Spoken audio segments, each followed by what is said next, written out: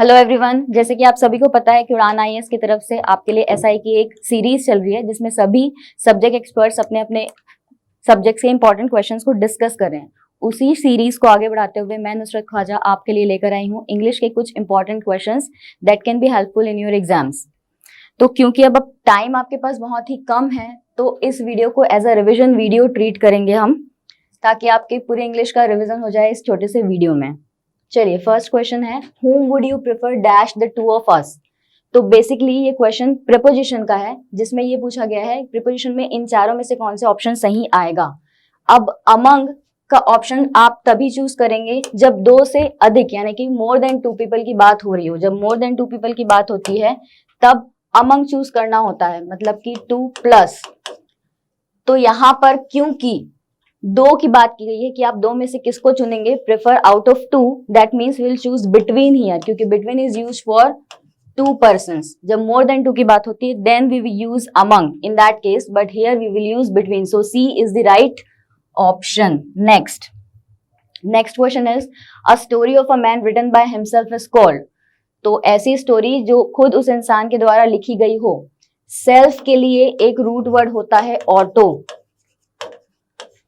तो ऑटोबायोग्राफी जो है वो option B is the right answer for this question. Biography, autobiography जब बोला जाएगा तभी वो ऐसी चीज है, मतलब कि उस जीवन कथा जो खुद उस इंसान के द्वारा लिखी गई हो।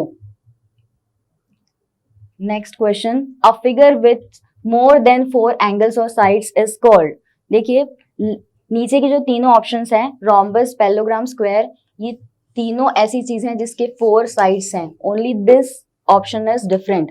ये एक ऐसा ऑप्शन है जिसमें मोर देन 4 साइड्स हैं, क्योंकि पॉली का मतलब ही अनेक होता है।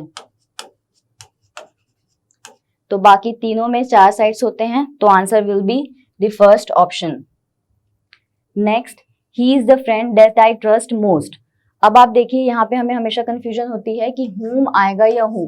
देखो विच तो नहीं आएगा, हिम नहीं आएगा, इसलिए क्योंकि यहाँ पे जगह ऑब्जेक्टिव की खाली नहीं है, इसलिए ये दोनों ऑप्शंस हमारे कैंसिल हो गए। अब बच गया whom और who, सॉरी ये विच कैंसिल हो गया और हिम कैंसिल हो गया। Now we are left with whom and who। तो जब भी क्वेश्चन में ऑब्जेक्ट बताना हो तब आप whom का यूज करते हैं। फॉर एग्जाम्पल जैसे मैं यहाँ पर बोलूं who is the friend you trust the most, तो आप बोलेंगे I trust him। तो यही हिम यहाँ पर द फ्रेंड बता रहा है जो कि ऑब्जेक्ट है, इसी वजह से option B will be the right answer. Next question है हमारे पास कि where is the dash post office please. तो यहाँ पर मोस्ट नियर लिखा हुआ है, नियर, मोर नियर और नियरेस्ट। तो nearest option will be the right option, क्योंकि मोर नियर नहीं होता। अगर कंपैरेटिव डिग्री होती भी तो यहाँ पर नियरर आना चाहिए था, पर कंपैरेटिव डिग्री इसलिए नहीं होगी क्योंकि दो जगहों के बीच में कंपैरिजन नहीं किया जा रहा है। यहाँ से सबसे पास जो पोस्ट ऑफिस है उसके बारे में पूछा जा रहा है, that means D will be the right option. Coming to the next question, either Kamala और Girja forget to take purse. अब या तो कमला या गिरजा फॉरगेट टू टेक, यहाँ पे डैश आना था, थोड़ा सा टाइप हो गया, to dash to take dash purse. अब ऑप्शन है आपके पास हर, हर्स, देयर, देम। अब गिरजा हो या कमला, आपको यहाँ पर क्वेश्चन है प्रोनाउन का, प्रोनाउन पुट करना है यहाँ पर। ये सिंगुलर है, सिंगुलर की जब बात होती है तो जो प्रोनाउन आएगा वो सिंगुलर प्रोनाउन आएगा, सिंगुलर वर्ब सब्जेक्ट के साथ सिंगुलर प्रोनाउन आना चाहिए इस क्वेश्चन के अकॉर्डिंग। तो हर्स जो होता है वो पॉजिटिव प्रोनाउन होता है, पॉजिटिव प्रोनाउन होता है positive adjective plus noun. Positive pronoun is equal to positive adjective plus noun. तो क्योंकि यहाँ पे नाउन ऑलरेडी दिया हुआ है इसीलिए पॉजिटिव प्रोनाउन नहीं आएगा, क्योंकि पॉजिटिव प्रोनाउन के अंदर ऑलरेडी नाउन होता है। तो यहाँ पर जो आएगी वो चीज है एडजेक्टिव। तो हर एडजेक्टिव है, जबकि हर्स पॉजिटिव प्रोनाउन है और हर पॉजिटिव एडजेक्टिव है। तो यहाँ पर जो आंसर आएगा वो एडजेक्टिव होगा। रीजन, क्योंकि यहाँ नाउन दिया हुआ है। अगर आप हर्स चूज कर लेंगे तो इसका मतलब इसके अंदर ऑलरेडी नाउन है, तो इस नाउन का कुछ यूज होगा नहीं। That is the reason why hers नहीं आएगा। और देयर इसलिए नहीं आएगा क्योंकि सिंगुलर सब्जेक्ट की बात हो रही है, या तो कमला या तो गिरजा, दोनों ही सिंगुलर सब्जेक्ट है। और जब सिंगुलर सब्जेक्ट की बात हो तो जो आगे प्रोनाउन आएगा या वर्ब आएगा वो सिंगुलर फॉर्म में ही होगा, तो इसीलिए हर, ये ऑप्शन भी खत्म। Then the next question is it was dash whom you met last night। क्योंकि इस क्वेश्चन में लास्ट नाइट लिखा हुआ है, ये क्वेश्चन है टेंस का या वर्ब का हम मान सकते हैं। तो लास्ट नाइट आप किससे मिले थे, तो अगर इट के साथ यूज करना है तो इट वॉज आई आता है। इट के साथ हमेशा जो केस आता है प्रोनाउन का, लास्ट नाइट मतलब पिछले रात तुम किससे मिले थे, जिससे मिले थे वो मैं ही थी, तो इट वॉज आई आएगा। इट के साथ हमेशा सब्जेक्टिव केस आता है, सब्जेक्टिव केस। हम subject plus verb plus object समझ करके मी टिक कर देते हैं अक्सर, पर ये नहीं होगा क्योंकि इट के साथ जो भी केस आएगा वो हमेशा सब्जेक्टिव केस होगा। Hence the answer will be I. Next question, dash should not waste dash money. अब यहाँ पे 2 फिलअप्स आपको फिल करने हैं और 4 ऑप्शंस हैं। अब आप देखिए डी ऑप्शन आएगा। रीजन सुनिए, वन एक अपने आप में एक फैमिली है, मतलब जब वन सब्जेक्ट के रूप में आए आपके क्वेश्चन में तो उसके साथ जो पॉजिटिव केस आता है वो वंस होता है, और कभी अगर रिफ्लेक्सिव केस पूछा जाए तो वन सेल्फ। ये अपने आप में एक फैमिली है, इसको आप किसी भी दूसरे वर्ड से रिप्लेस नहीं कर सकते। तो वन, वंस, वन सेल्फ। तो basically one should not waste one's money, this option is correct. इस चीज को आप थोड़ा सा ध्यान में रख लीजिए, क्योंकि वन जब भी आता है एज अ सब्जेक्ट तो उसके साथ पॉजिटिव केस में वंस और रिफ्लेक्सिव प्रोनाउन के रूप में वन सेल्फ ही सही ऑप्शन होता है। अब क्योंकि यहाँ पे पॉजिटिव प्रोनाउन तक हम नहीं पहुंचे, सिर्फ यहाँ तक रुक गए, तो ये दोनों जिस ऑप्शन में है that answer will B, option will B correct. Coming to the next question, the jury agreed in dash opinion. The jury agreed in dash opinion. देखिए अब jury क्या होता है, it's a collective noun. Jury is a collective noun. तो collective noun के basically 2 किस्से होते हैं, या तो फिर वो सिंगुलर होगा या तो फिर वो प्लूरल होगा, सिंगुलर या प्लूरल। तो jury as a collective noun अगर सिंगुलर होगा तो उसके साथ आगे जितनी भी बातें बोली जाएगी, चाहे वो प्रोनाउन हो चाहे वो वर्ब हो, वो सिंगुलर ही होगी। और अगर कलेक्टिव नाउन प्लूरल होगा तो उसके साथ बोली गई जितनी भी बातें होगी, चाहे वो वर्ब हो चाहे वो प्रोनाउन हो, वो प्लूरल ही होगी। तो ये कैसे पता चले कि यहाँ पर जूरी जो कि कलेक्टिव नाउन है वो सिंगुलर है या प्लूरल?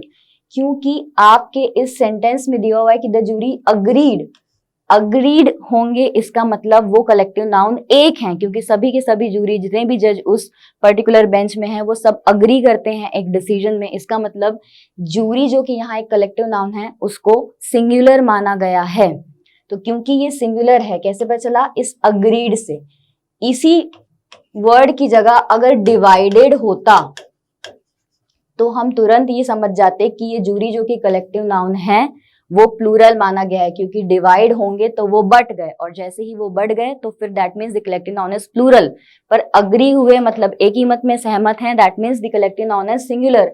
हेंस यहाँ पे ये चीज आएगी, जब ये सिंगुलर है हमको फाइनली ये पता चल गया, तो यहाँ पे जो प्रोनाउन आने वाला है that is going to be singular, hence it's will be the right option. Okay, then the next question is they dash my friends in a park yesterday. ये बेसिकली टेंस का क्वेश्चन है। यहाँ पे yesterday keyword दिया हुआ है, और जब yesterday की बात हो रही है इसका मतलब ये पास्ट टेंस है, और पास्ट टेंस में भी क्योंकि और कुछ आगे ऐसी चीज नहीं बताई हुई है जो पास्ट टेंस के दूसरे टेंसेस को बताएं, हेंस ये पास्ट इंडेफिनिट का कीवर्ड है। yesterday, last night, last year, last month, ऐसी कोई भी एक पर्टिकुलर पास्ट का जब टाइम दिया हुआ होता है तो वो पास्ट इंडेफिनिट का सेंटेंस होता है। और पास्ट इंडेफिनिट का जब सेंटेंस होता है तो सब्जेक्ट के साथ वर्ब का सेकेंड फॉर्म आता है जो ये बताता है कि ये पास्ट इंडेफिनिट है। जस्ट बिकॉज यहाँ पे yesterday आया which is a keyword of past indefinite, तो यहाँ पर वर्ब का सेकेंड फॉर्म आप चूज करेंगे तब आपका आंसर सही होगा सॉ। तो बी ऑप्शन आप चूज करेंगे, B is the right answer. Next question, he dash here for the last 5 years, वो यहाँ काम कर रहा है पिछले 5 सालों से। लास्ट 5 years मतलब पिछले 5 सालों से। तो आपको पता है जब भी फॉर और सिंस का यूज होता है, फॉर और सिंस का यूज होता है टाइम एक्सप्रेशन के साथ, तो यहाँ पे जो टाइम एक्सप्रेशन है वो ये लास्ट 5 years, पिछले 5 सालों से, क्योंकि एग्जैक्ट टाइम नहीं बोला गया है इसलिए सिंस की जगह पर फॉर यूज किया गया है। मान लीजिए यहाँ पे कोई ईयर दे दिया होता, जैसे 2023 है तो 5 साल पहले 2018 दे दिया होता, तो फिर यहाँ पर आप ऐसा करते सिंस का यूज होता, पर क्योंकि यहाँ पे एग्जैक्ट टाइम नहीं है इसलिए फॉर का यूज हुआ। ये बात तो पहले क्लियर हो गई। दूसरी बात, फॉर प्लस सिंस के साथ जब भी टाइम एक्सप्रेशन होता है तो बेसिकली ये परफेक्ट कंटिन्यूअस टेंस को बता रहा होता है, परफेक्ट कंटिन्यूअस टेंस को बता रहा होता है। That means has been working जो यहाँ लिखा हुआ है, subject plus has have plus been plus verb का ING form, subject plus has have plus been plus verb का आईएनजी फॉर्म। हैज तब आएगा जब सब्जेक्ट सिंगुलर हो, हैव तब आएगा जब सब्जेक्ट प्लूरल हो। तो has been working, C option correct होगा। अगर ये नहीं होता तो हैज वर्क्ड अगर ऑप्शन में होता तो वो भी सही होता, क्योंकि परफेक्ट कंटिन्यूअस को परफेक्ट टेंस रिप्लेस कर सकता है। तो हैज वर्क भी पूरी तरीके से सही होता अगर ये ऑप्शन यहाँ पे नहीं होता। तो ये खत्म, क्योंकि दिस इज जस्ट वर्ब का सेकेंड फॉर्म, पास्ट इंडेफिनिट नहीं है। इज वर्किंग कंटिन्यूअस, कंटिन्यूअस भी नहीं है क्योंकि अगर कंटिन्यूअस होता तो फॉर सिंस और टाइम एक्सप्रेशन नहीं होता। So C is the only option which is going to be the correct answer here. Next, will you give me dash money you had in your pocket. तो आपको सबसे पहली बात तो ये देखना है कि जो डैश के बाद ये क्वेश्चन एडजेक्टिव का है, तो ये जो फिलअप्स यहाँ है उसके बाद जो नाउन आया हुआ है, ये नाउन काउंटेबल है या अनकाउंटेबल है, काउंटेबल है या अनकाउंटेबल है। Since money is an uncountable noun, money एक अनकाउंटेबल नाउन है। हमको कैसे पता चला कि मनी अनकाउंटेबल नाउन है? आपको बहुत एक सिंपल सा तरीका है काउंटेबल या अनकाउंटेबल पता करने का।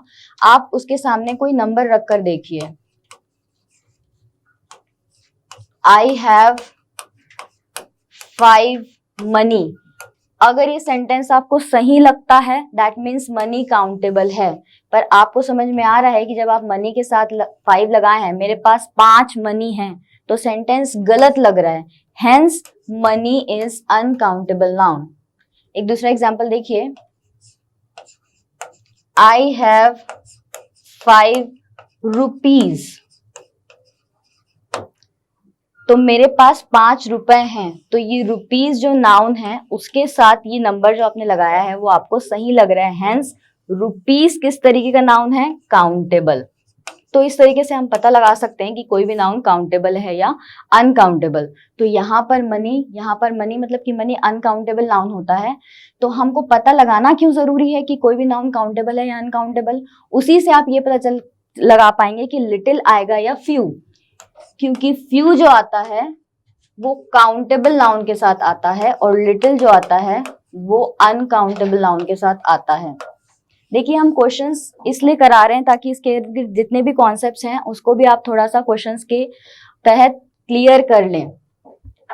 तो ये बात हो गई कि फ्यू काउंटेबल नाउन के साथ आता है और लिटिल अनकाउंटेबल नाउन के साथ। ये भी काउंटेबल किस तरीके काउंटेबल के साथ? प्लूरल काउंटेबल नाउन के साथ आता है। प्लूरल काउंटेबल नाउन मतलब ऐसे नाउन जिसके बाद में एस या ईएस लगे हों। तो यहाँ पे ऐसा किस्सा है नहीं, क्योंकि हमने जान लिया कि यहाँ पर मनी एक अनकाउंटेबल नाउन है। तो फ्यू का किस्सा खत्म, फ्यू तो किसी भी केस में नहीं आएगा क्योंकि ये अनकाउंटेबल है। अब 3 ऑप्शंस आपके पास बच गए। अब देखिए क्वेश्चन क्या बोल रहा है, will you give me dash money you had in your pocket. क्या आप वो थोड़ा मनी जो आपके पॉकेट में है वो पूरा मुझे दे देंगे? तो लिटिल का मतलब होता है नेगेटिव। जब मुझे कोई चीज बोलनी हो नेगेटिव, तो यहाँ पे ऐसा कोई सेंटेंस नहीं लिखा हुआ है जिसमें आपको ऐसा टर्म दिख रहा हो जो नेगेटिव की बात हो रही है। नेगेटिव मतलब ना के बराबर, ना के बराबर। तो ना के बराबर पैसे आप उससे लेकर के करेंगे भी क्या, तो यहाँ पर ये ऐसा सेंटेंस में ऐसा कुछ नहीं बताया है। और अ लिटिल का मतलब होता है सम, और सम का मतलब है पॉजिटिव सेंस में, सम का मतलब है पॉजिटिव सेंस में। पर इस सेंटेंस में बोलना चाह रहा है कि जितने भी थोड़े मनी, जितने भी थोड़े पैसे आपके जेब में हैं, क्या आप वो मुझे दे सकते हैं। तो द लिटिल का मतलब होता है जितना थोड़ा उतना, जितना थोड़ा उतना। तो यहाँ पे यही सेंस बोला जा रहा है कि जितना थोड़ा सा पैसा है आपके जेब में, क्या आप वो मुझे दे सकते हैं। तो ये ऑप्शन खत्म, ये ऑप्शन खत्म, C will be the right answer. तो ये कॉन्सेप्ट होता है लिटिल और फ्यू का। आगे, let me give you dash. तो बेसिकली यहाँ पे एडवाइस के बारे में जानना चाह रहा है कि आप इसके बारे में अच्छी तरीके से जानते हैं कि नहीं। तो पहली बात तो ये कि एडवाइस जो है वो एक अनकाउंटेबल नाउन है, और अनकाउंटेबल नाउन के ये किस्से होते हैं कि आप अनकाउंटेबल नाउन को ए लगाकर सिंगुलर नहीं बना सकते, ना ही एस और ईएस लगाकर उसको प्लूरल बना सकते हैं। ये चीजें आप नहीं कर सकते अनकाउंटेबल नाउन के साथ। क्यों नहीं कर सकते? क्योंकि ऑब्वियसली वो एक अनकाउंटेबल नाउन है, तो आप ए लगा करके उसको एक नहीं बता सकते, ए या एन लगा करके, और एस ई एस लगा करके उसको प्लूरल नहीं बना सकते। तो फिर ये ऑप्शन खत्म हो गया, क्योंकि इसमें एन लगा करके सिंगुलर बना रहा है। और दूसरे ऑप्शन में बोल रहा है सम एडवाइस, तीसरे ऑप्शन में एनी एडवाइस। तो एनी तब आता जब इंटरोगेटिव सेंटेंस होता या नेगेटिव होता, तो ये ऑप्शन भी खत्म। सम तो जहां तक सही है, पर एडवाइजेस एस लगा करके प्लूरल बनाने की कोशिश की गई, हेंस ये तीनों ही ऑप्शन खत्म हो गए। एलिमिनेट करके भी आप आंसर के पास पहुंच सकते हैं अगर हमें कॉन्सेप्ट सही तरीके से क्लियर है तो यहाँ पे सही ऑप्शन होगा some advise, B option. Option number थोड़ा सा गड़बड़ हो गया है, but that's okay. Okay, coming to the next question. I do not work dash carefully to make mistakes। अब देखिए यहाँ पर चार ऑप्शन है, so, to, very, more। इन सब का मतलब कहीं ना कहीं बहुत होता है। तो देखिए ये कंजंक्शन TOO, ये कंजंक्शन पेयर है, तो क्योंकि ऑलरेडी आगे टू आ चुका है, तो यहाँ पे जो इसका आंसर आने वाले होगा वो TOO होगा। सही ऑप्शन बी होगा यहाँ पर। I do not work too carefully to make mistake। I do my work too carefully। मैं इतना केयरफुली काम करती हूँ कि मुझसे कोई मिस्टेक ना हो। ये इस क्वेश्चन का मतलब है। Hence this is going to be the right answer। अगर इस क्वेश्चन में ये नहीं होता, सिर्फ केयरफुली तक होता ये क्वेश्चन, ये आगे की लाइन नहीं होती, तो यहाँ पर वेरी काम करता, वही जो टू यहाँ पे कर रहा है TOO के साथ। तो जब ये आगे की लाइन नहीं होती, तो आप यहाँ पे ऑप्शन में वेरी भी लिख सकते हैं। I do my work very carefully. मैं अपना काम बहुत केयरफुली करती हूँ या करता हूँ, बट क्योंकि यहाँ पे एक कंजंक्शन पेयर टू है, इस वजह से हमने लगाया TOO। Next question, a government run by officers, ये रिपीट हो गया है। तो बेसिकली एनार्की होता है जहाँ पे गवर्नमेंट नहीं है, जिसको अराजकता बोलते हैं हिंदी में, जहाँ पे गवर्नमेंट ही नहीं होती। और डेमोक्रेसी तो जहाँ पे लोगों के द्वारा गवर्नमेंट चलाई जाती है, जैसा India is a democratic country. Then D option यहाँ पर सही होगा, ब्यूरोक्रेसी, ओलिगार्की भी नहीं। तो डी ऑप्शन सही होगा यहाँ पर। ये वन वर्ड सब्स्टिट्यूशन का क्वेश्चन था। Then the next question is, the speaker gave a bird's eye view of the political condition in the country। तो आपको बताना है, ये अंडरलाइन है, बर्ड्स आई व्यू का इस क्या मतलब है इन चारों ऑप्शन में से। तो बर्ड्स आई व्यू का मतलब होता है ऊपर एक जनरल व्यू, बायस नहीं, एक जनरल व्यू। तो C is going to be the right option. तो ये लास्ट क्वेश्चन था इस सेशन का। आई होप आपके क्वेश्चंस क्लियर हुए होंगे, क्योंकि टाइम ज़्यादा है नहीं, तो हमने कोशिश किया है कि इसमें कुछ इंपॉर्टेंट कॉन्सेप्ट्स कवर हो जाए इंग्लिश के। I hope this video will be useful for you for your upcoming exam, specially SI। तो at the end of the video I only want to say कि अच्छे से पढ़िए। All the very best to all the students who are going to give the exam on 29th January. Thank you.